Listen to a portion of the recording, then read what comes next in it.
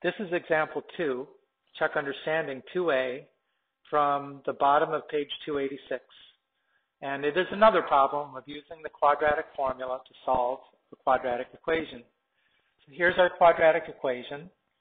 It is not in standard form, set equal to 0, so I need to do something to make it in that form. And because I only have this one term on the left-hand side, I'm going to add that term.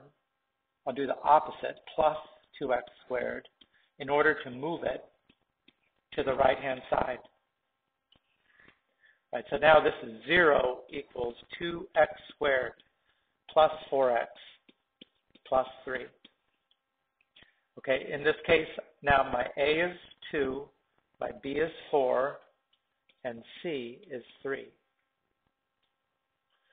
Right, so let's plug in to the quadratic formula.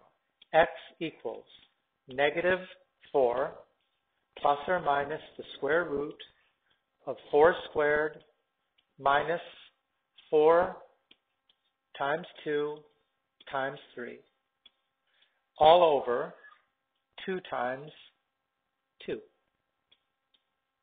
Right, so x equals negative 4 plus or minus the square root of 16 minus 4 times 2 times 3 is 24, divided by 4. Let's take this over here.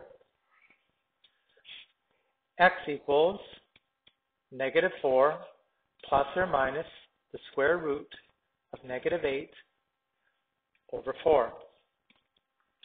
Now, recall that when we have a negative inside the square root, then we simplify it by taking the negative outside as an I.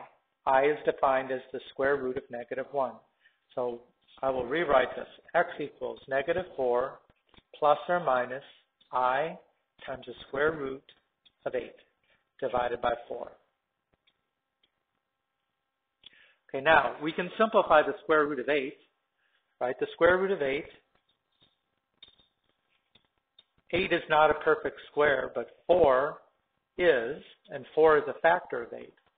So instead of taking the square root of 8, I take the square root of 4 times the square root of 2. 2 root 2. So x equals negative 4 plus or minus 2I times the square root of 2 divided by 4. Now we should simplify this because we can see that both terms in the numerator are divisible by 2, and so is the denominator. So I could write this like this. Negative 4 over 4 plus or minus 2I over 4 times the square root of 2. And now negative 4 over 4 is negative 1 plus or minus 2 over 4 is a half, so this just becomes plus or minus I root 2 divided by 2.